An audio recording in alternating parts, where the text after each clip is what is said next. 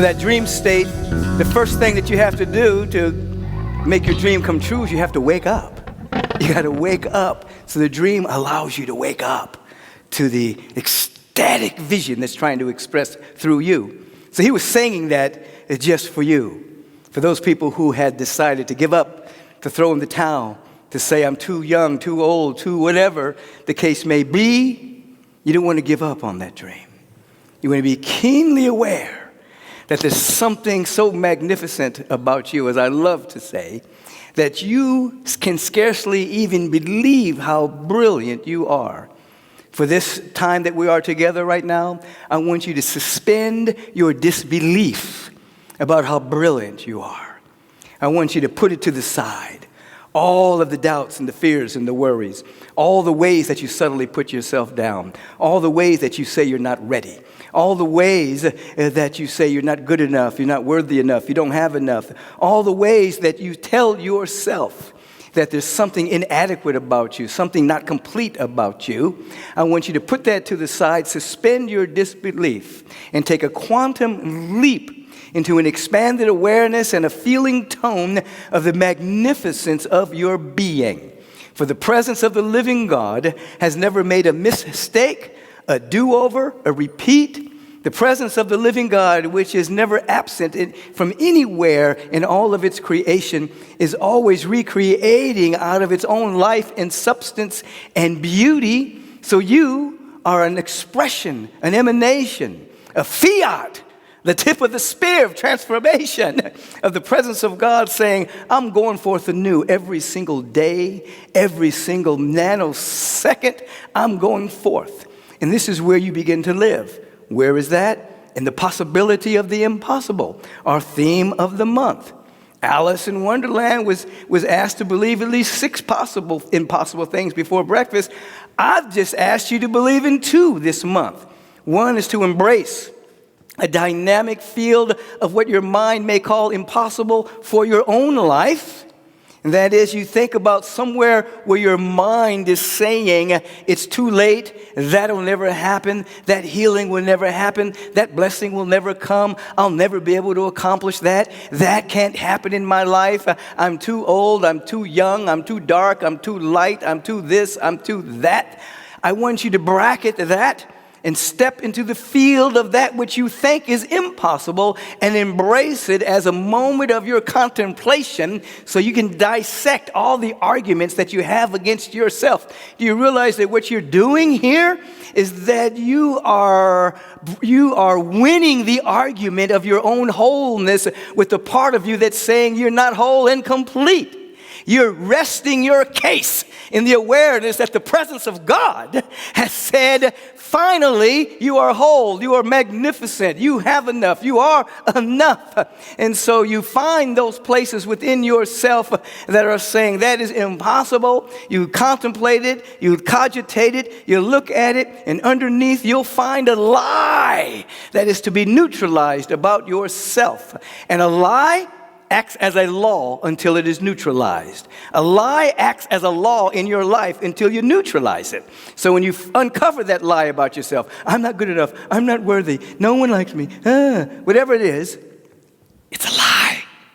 And it's the father of lie, meaning it creates tributaries of other lies that you enclose yourself with, and you end up running uphill, so to speak, for your own dreams to come true. So you are to embrace that which the surface mind would call impossible for yourself individually, and you are to embrace the dynamic of what the world would call impossible for the planet, for the world, for the nation, for the society, for the global society. What's impossible now that if we place enough willingness, enough prayer, enough coming together in a high state of consciousness can be changed so that you're not falling asleep at the wheel, going on automatic, living in the status quo. What's beautiful about the times in which we are living in right now, as you've heard me say over the month, everything is fluxed up. Everything is in a state of flux. And because everything is in a state of flux, you can't be on autopilot. You have to be present moment by moment by moment because you don't know what's going to happen next. You don't know what the news cycle is going to bring in the next 5 minutes. You don't know. So because you don't know and things are happening at such a rapid pace, you have to be present moment by moment by moment. This is a great time to be alive. More people, when we look back at this time, we're going to be able to say more people became more enlightened during this time than any time in human history because there was nothing to depend on outside of ourselves. No government, no Rock of Gibraltar. You can't take that to the bank anymore. Remember when you used to say I could take that to the bank? You can't say that anymore. They will take your money, give you no interest. You can't say it anymore. We live in a different time. So because you can't trust anything outside of yourself, this will be looked back at a time in which individuals got enlightened to the awareness that the only power that they can depend on is the power of God within their own heart and their own soul. So you are to embrace a moment of which the world is calling impossible and begin to embrace it as a possibility. What about our rainforests? What about our oceans? What about our rivers? What about the soil? What about people on the planet being embraced with dignity and reverence, regardless of color of skin,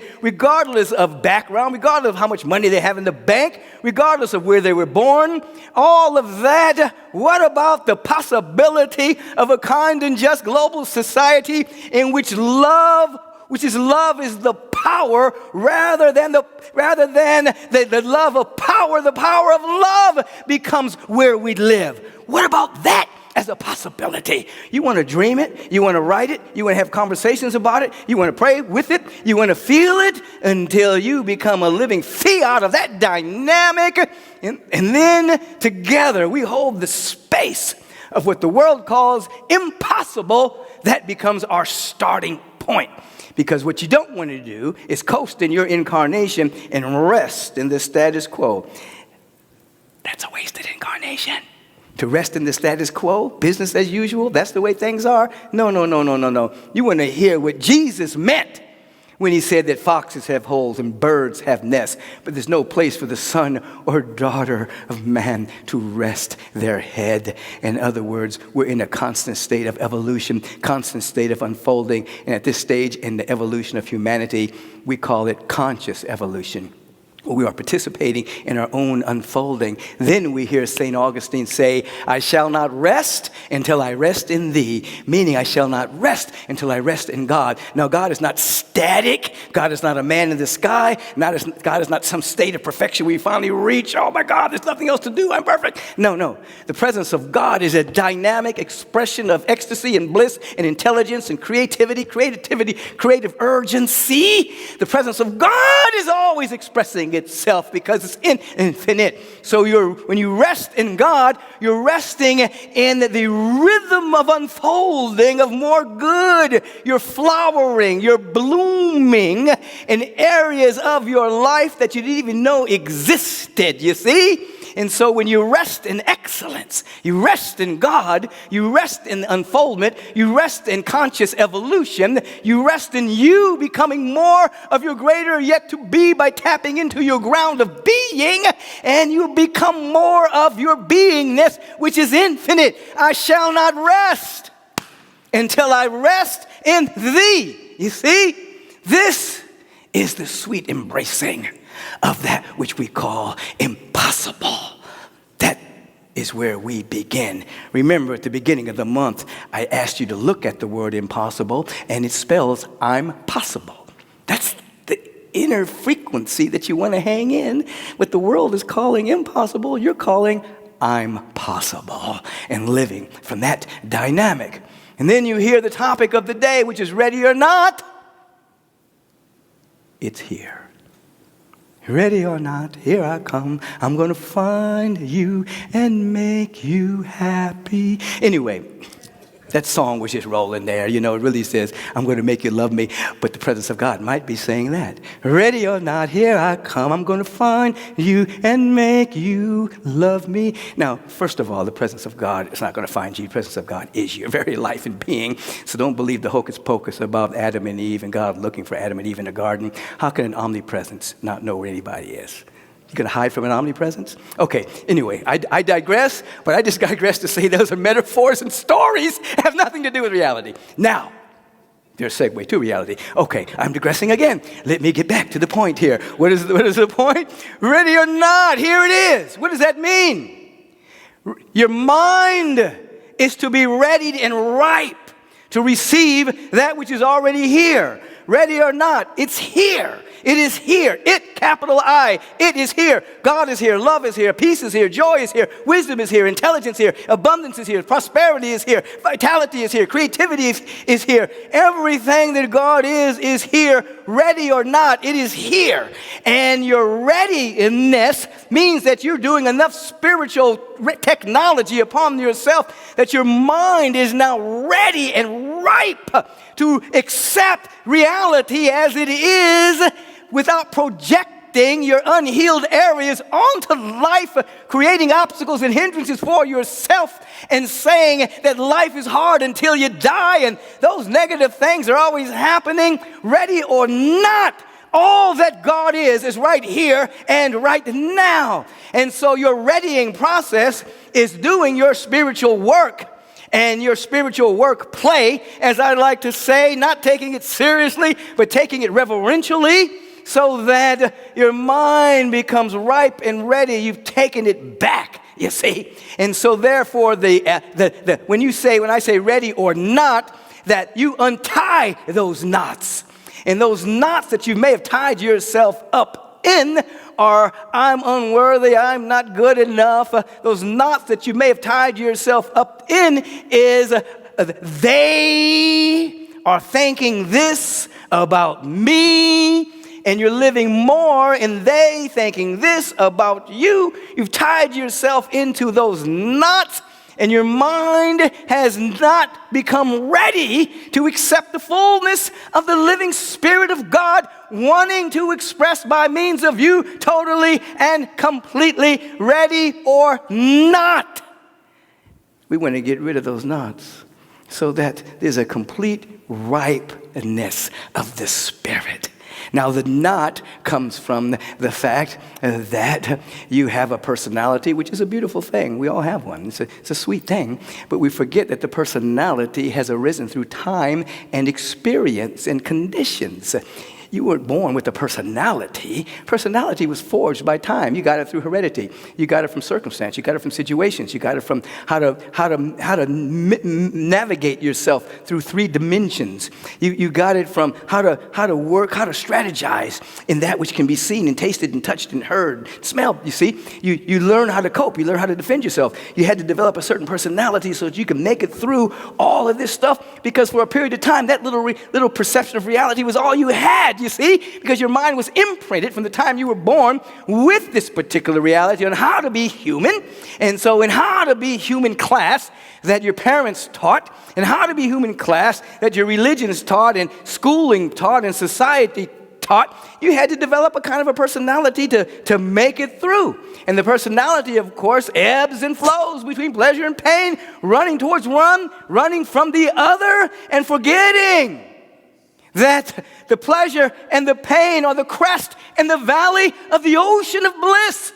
And the deeper you go into your own inner awareness, inner sanctum of your own soul, you bump into states of bliss that have nothing whatsoever to do with circumstance and condition. It has something to do with touching your infinite potential, your infinite possibilities, and it becomes activated. You become at one with this ocean of bliss. And yes, we love pleasure. It's a cool thing. Some people are so wired their pain is their pleasure. They're called masochists, you see. And you have masochists, you have sadists. That's a whole other topic. Now, I keep diverging into other things. There's so much stuff here flowing. Now listen, the state of bliss comes from the activation of your potential.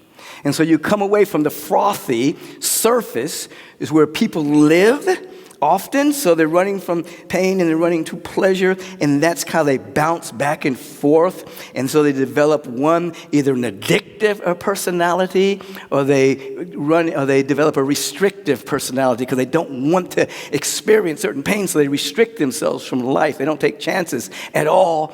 And so that's not you see.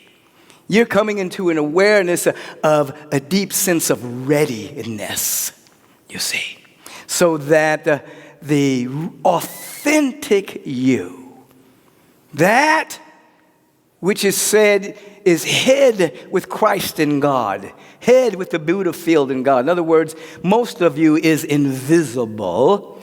That real you that is hid with invisibility, infinite potential in God gets to be activated and expressed. Now here, from this dimension, you can begin to embrace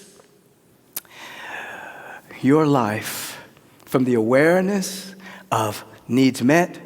You can embrace your life from the awareness of you're divinely supported. You can embrace your life from the awareness that everything you can want and hope for and desire you already have. You can embrace your life from the awareness that you're never neglected or disconnected from the presence of God. You're always connected.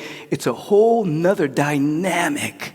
Now, here's the deal. The part of you that does not want you to bracket your excuses, the part of you that's afraid of you leaping from spiritual practice, the part of you that sabotages you when you go to meditate and then 20 other things come up before you do it, the part of you that stops you from tuning in sometimes on a Sunday, even though you're in quarantine, you have nothing else to do, but you say, no, I got to do something, is that part of you that's afraid of the unknown. And the egoic part of you puts more attention on what it may lose if, in fact, you make a quantum leap, if, in fact, you have an insight, a revelation, a realization of your true nature and being. It's mainly focused on what you may lose, where your soul faculty is mainly focused on what is trying to emerge through you.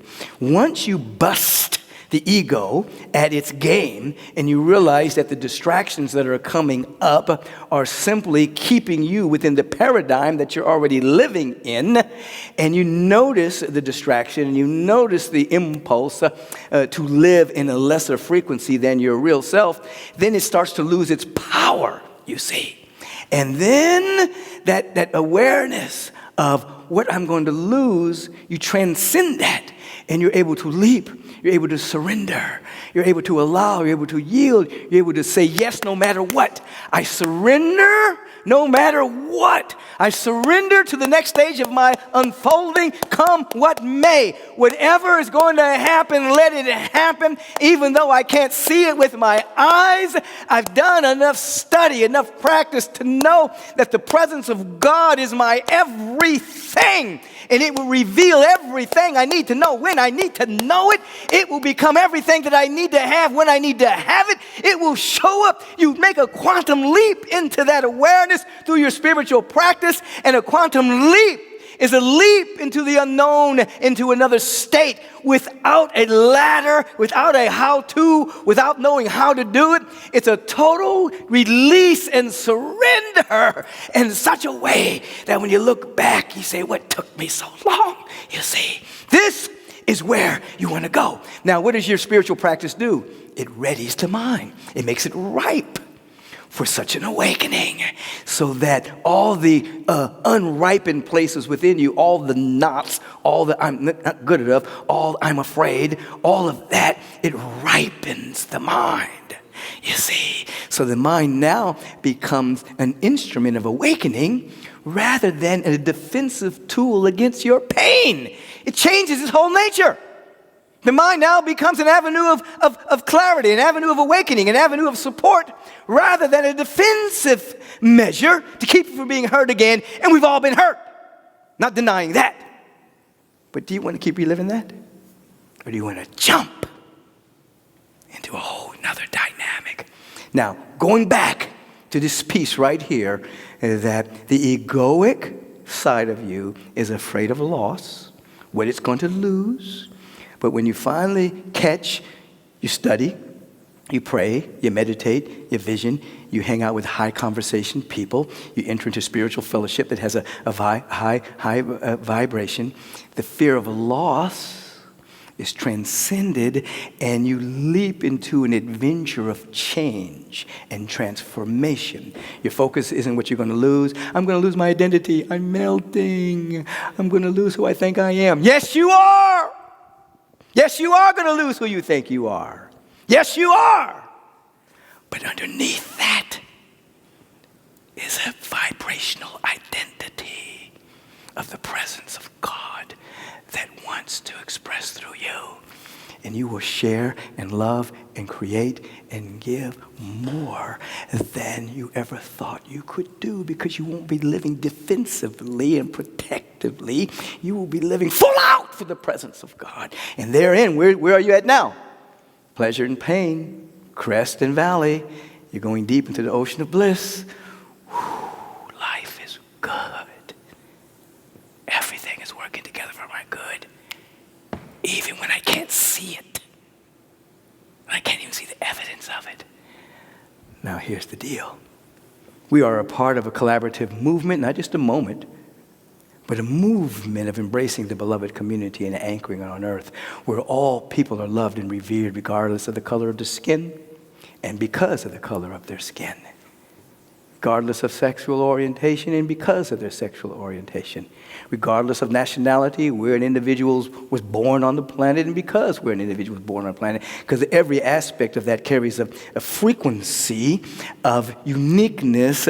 It's another color in the color chart to paint a glorious, glorious picture of humanity. All and everyone is needed in that choir so that we could sing the song celestial, you see.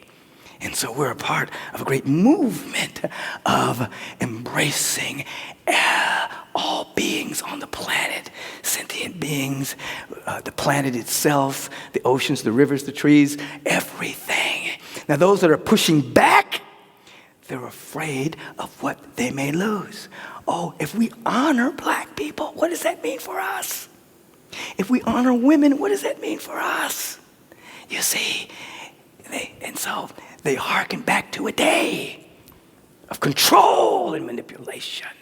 You see, I'm afraid I'm going to lose. If everybody has rights, if everybody has equal justice under the law, if everyone has access to health care, then how can I be better than them? How can I feel good about myself? Because I won't be better than anyone, because my ego tells me I'm all right because I'm better than that person. That's a twisted mentality.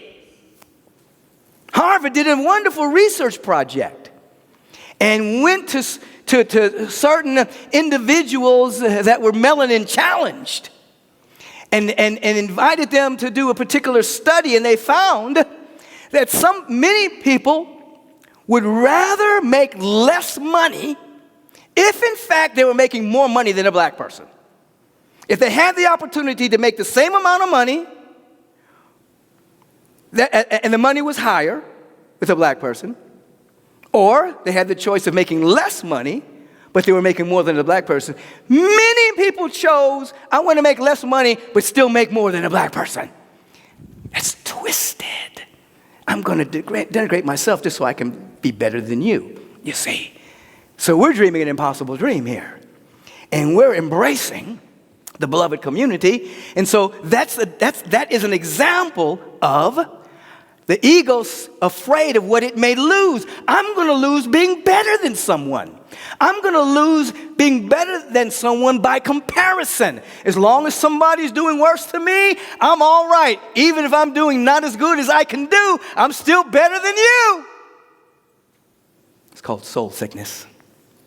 It's a dimension of soul sickness, you see. And so on the individual level, we look at the mind and what it says it might lose as parts of our identity. And we do our inner work so well that we can leap into divine surrender. More good than I could possibly imagine. Then as a collective, what happens, we influence the collective with our individual surrender. So individuals begin to wake up to, oh, I'm going to surrender. I'm going to lift my vibration. And eventually, the structures of the mind that individuals are holding, where racism is concerned, or sexism is concerned, or homophobia is concerned, those walls begin to break down. Because after a while, it's nonsensical. We can all rise. Why? we live in a field of abundance, even though the lie that is told to you on a regular basis is that there's lack and limitation. Turn on the news anytime, and you'll be hit with fear around disease, and you'll be hit with the lie of lack. It's just par for the course of an old paradigm.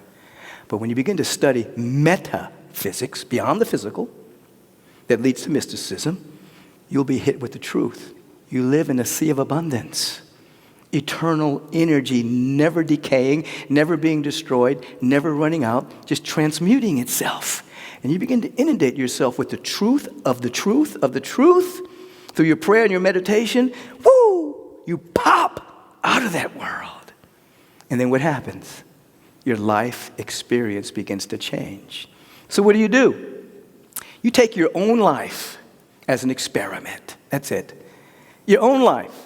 And you look at your own life and you see where there needs to be a quote-unquote healing. We call that a revelation, meaning that wholeness is already intrinsically there. So a healing is really a revelation of that which is already there. You just can't see it. It's being blocked by perception and situations and circumstances and conditions and beliefs and points of view and perceptions and positionalities. You work on yourself until you convince yourself. You argue with yourself.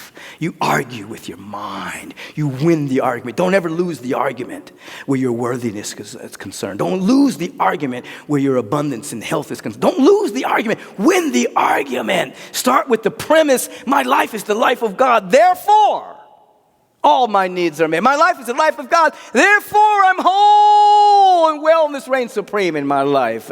My life is the life of God. Therefore, safety and well-being reigns supreme, and I'm protected and sustained by the presence of God. You win the argument.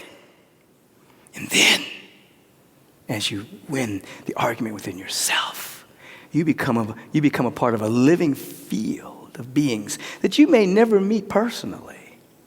A living field of beings, a community, a brethren, a sisterin, humanitarians coming together, breathing possibility, holding vision. And the noosphere, the mental atmosphere of the planet begins to be seeded with possibility. Let me break it down one more way, then I'm going to stop. The thoughts you think and the words you say, they are a request. I want you to think about that. This may help you. What you're thinking and what you're saying, that is your request to the universe. What are you requesting? Whatever comes out of your mouth is a request. Because the universe doesn't even know, the universal law, I should say, it doesn't know you may not be serious. It doesn't know that you may be joking or whatever. It just knows vibration. So if you're constantly bemoaning your fate, you're sending out a request of that frequency to come visit you. I know. But listen, it's not personal. It's not like you're a bad person. It's none of that. It's just like, it's all frequency. What are you requesting? What are you requesting? Regularly. Now, if you're requesting through prayer and meditation, and you're putting out a request to wake up, to have a realization of your oneness with God, to have a greater flow of abundance, that will supersede the moments where you're in the funk. Absolutely. Because a higher frequency is much stronger than a lower frequency. So the moments you do fall into a slump and you're having a bad day or whatever the case may be, it's mitigated by your spiritual practice, you see. That's why you have to have a spiritual practice. So when you do stumble and fall, it gets swallowed up in your overall practice of practicing your oneness with God, your love of God, and your love of humanity. But just for those who are just beginning, just think about the fact that whatever's coming out of your mouth, if you look at it as a request, then it makes you more sober as to what comes out of your mouth. You see, sit with that for just a second. This is not to induce guilt. It's to induce awareness so that you up-level your practice, that I up-level my practice, that we up-level our practice, you see. So, let's start from the beginning and go through this really fast, okay? Listen, with both ears. You may want to do this. You may just spiritual practice. You want to take this finger right here and put it in your right ear. This prevents what I'm saying from going in one ear and coming out the other. You see, I'm just saying, I'm a little nutty. But I don't want it to go in and come out. I want you to just catch this. We're living in the possibility of the impossible. What the world calls impossible is what we take on. We live in that dynamic. We're not to coast and rest in the status quo, but we are hearing the teachings of Jesus that's saying that foxes have holes and birds have nests, but there's no place for us to rest except, as St. Augustine would say, to rest in God, to rest in the evolutionary impulse that governs all creation. Your joy comes in constantly expressing more and more and more of yourself, activating your potential. We're saying, ready or not, here I come. Ready or not, here I am. It's going to find you and make you worthy. So ready or not, here it is. All of the presence is right here and right now. And your work is to make you ready, ripe, available. So the knots that are within you are untied and you're setting yourself free. You're not just bouncing back between running from pain and running to pleasure. Nothing wrong with pleasure.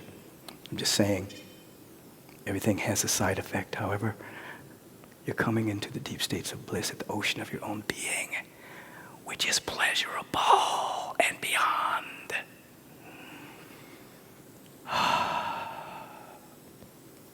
You know why I love doing this? I get to have a public love affair with the presence of God. I love God. I love the presence. Okay. So then you're letting go of the part of you that's afraid to let go because it's afraid of a loss if you totally give yourself over. So then you're preparing yourself for a leap into a greater expression of life. I think I need to stop right there. Just feel into this. Just feel into this. And then feel. This is we're vibrational beings. The word that comes out of your mouth on a regular basis is a request. The thoughts you keep thinking over and over and over again, that's a request. Just look at yourself from time to time. What did I just request the last 5 minutes when I was on an automatic? In my awareness, I have said to myself over and over for so many years the word peace, that when I'm not even thinking anything, the word peace just kind of goes into my awareness. It's peace, just peace, just peace. You see? You want to develop such a practice within yourself that even your automatic pilot is an affirmation. Peace, love, abundance, joy, generosity, beauty, whatever.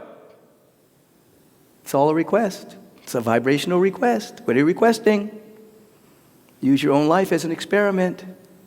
And then you'll consciously or unconsciously or with deliberate intent join the great calling of taking our planet and our species to the next level of unfolding.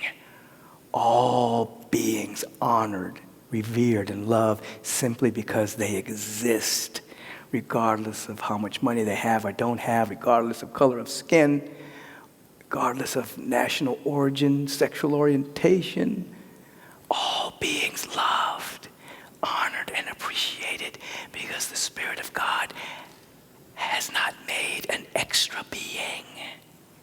There are no extras. Oh, we got some extra humans. No, it's not true.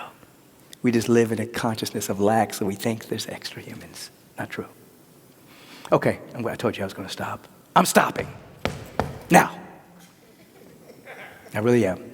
Because somebody wants to dance for you, and then you're going to dance. This is Lily Doolin. Long time member of Agape International. Great being. There she is. Oh, she's got her daughter with her. And I know it's gonna be a lovely day. Her daughter jumped out of the screen. Show it again. That was too short. That's Lily.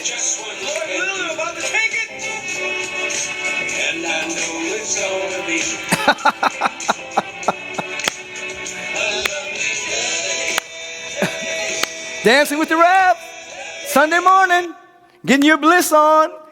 Right there in Agape land, just release a tremendous amount of love for Lily and all the great work that she does on the planet with her nonprofit and her support of Agape and her support of her family and her daughter. Thank you, Lily. Thank you for sending that in. Now, it's your turn to dance with us. And the vibration is that you have happiness within your soul, independent of circumstance. You have a joy which is the evidence of the presence of God. And you want to begin to feel it. Now hit that right there. Just. It might seem crazy what I'm about to say. Sunshine, she's here. You can take a break. I'm a hot air balloon that could go to space. With the air, like I don't care, baby, by the way. Because I'm happy. Clap along if you feel like a room without a roof. Because I'm happy. Clap along if you feel like happiness is the truth. Because I'm happy. Clap along if you know what happiness is to you. Because I'm happy. Clap along if you feel like that's what you want to do. Here comes bad news. Saying this or that. Give me hope, but don't hold back. Said I should probably phone you, I'll be just fine. No offense to you, but don't waste your time. Let me take a while. Because I'm happy. Clap along if you feel like a room without a roof. Because I'm happy. Clap along if you feel like happiness is the truth. Because I'm happy. Clap along if you know what happiness is to you. Because I'm happy. Clap along if you feel like that's what you want to do. You bring me down, I can't up. You bring me down, say my love is too high. You bring me down, I can't up. You bring me down, say my love is too high. You bring me down, I can't up. You bring me down, say my love is too high. You Kill bring it, me Dion. down, Kill it. kill it. You feel Kill it. like a room without a roof. Because Clap along if you feel like happiness is the truth. because I'm Clap along if you know what happiness is to you. say because I'm happy, Clap along yeah. if you feel like that's what you want to do. Clap along if you feel like a room That's Dion without a Raven. roof. Because I'm happy, Clap yeah. along if you feel like You don't stop dancing when you get old. You get old when you stop dancing. you know what happiness is to you. Because I'm happy, Clap along if you feel like that's what you want to do. Woo! bring me down, I can't hurt. You bring me down, so my love is too high. You bring me down, I can't hurt. You bring me down, so my love is too high. You bring me down, I can't hurt. You bring me down, so my love is too high. You bring me down, I can't hurt. You bring me down, because I'm happy. Because I'm happy. You feel like a room without a roof. Because I'm happy, yeah. If you feel like happiness is the truth. Because I'm happy. You know what happiness is to you. Because I'm happy, yeah. If you feel like that's what you want to do. You feeling it? Are you feeling it? Feel it to heal it. This is dancing our prayers, dancing and expanding our awareness. This is waking up. As I said, you don't stop dancing because you get old. You get old because you stop dancing. You stop playing. You stop praying. You stop moving. Keep moving.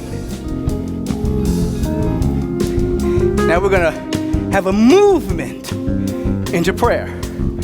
We've already been praying with our movement.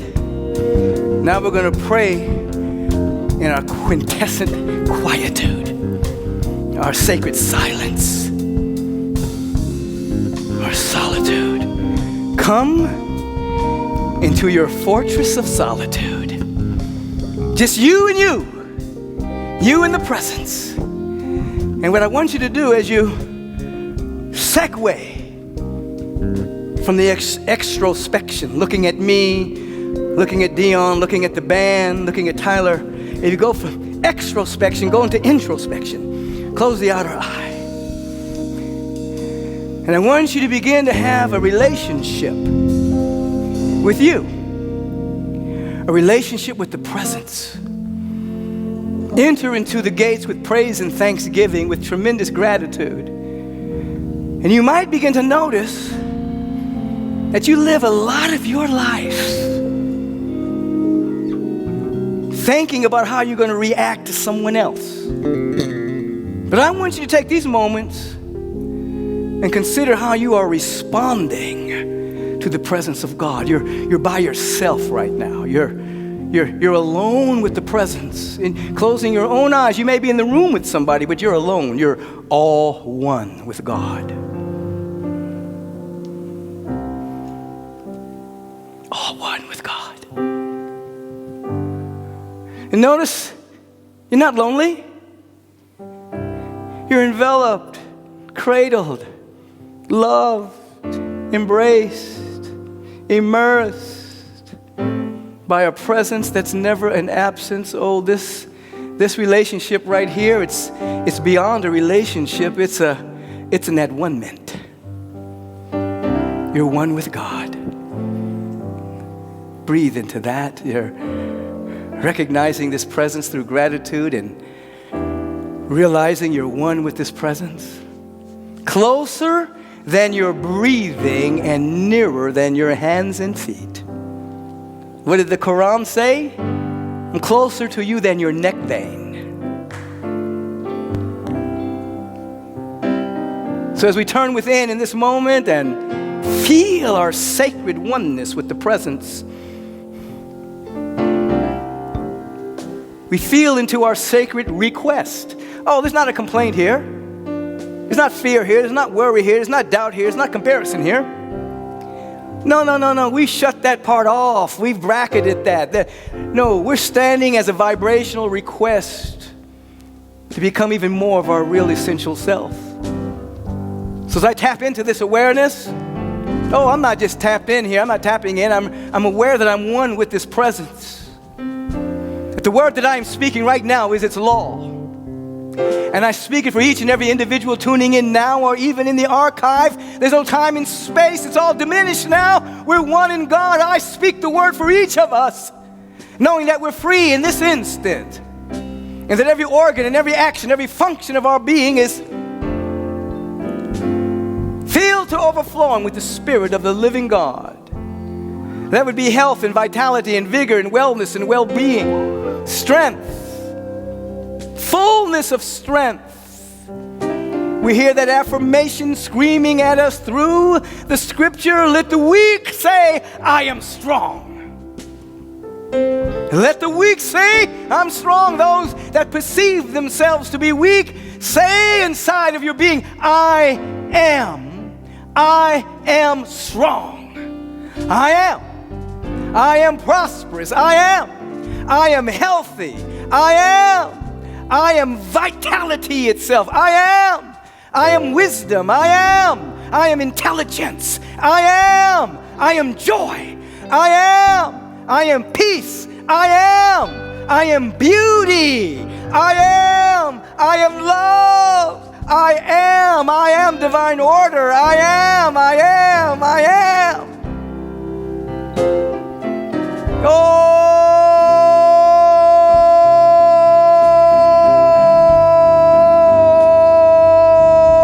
my God. I am. Feel into that. Feel into that. Feel into that. Feel into that.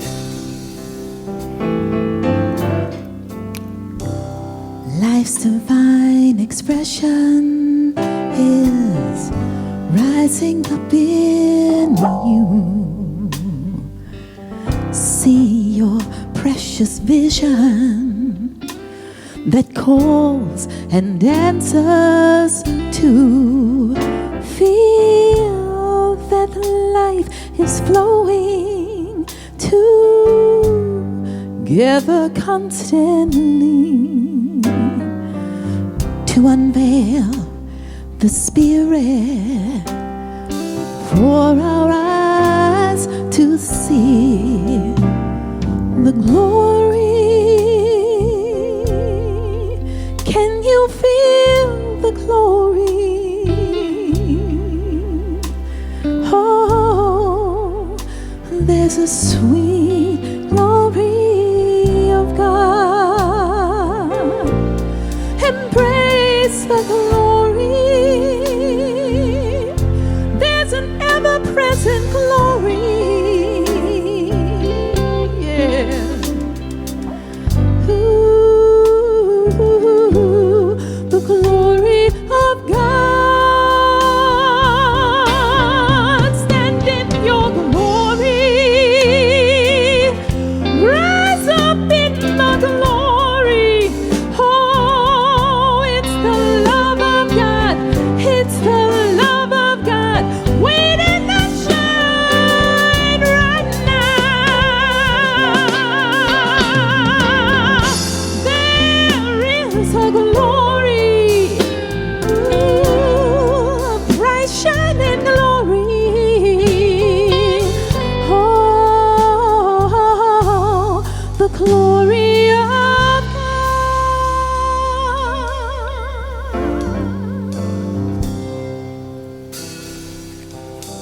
We're speaking of the glory of God. You may have heard and seen it written scripturally that you are the hope of glory. The Christ's presence, the hope of glory within you.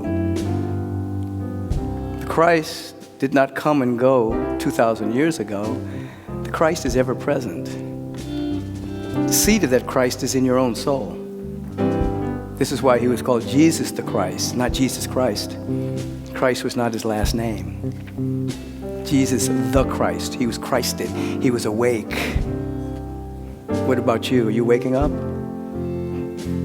to the glory of God that's within your own soul? You have to do your own work play.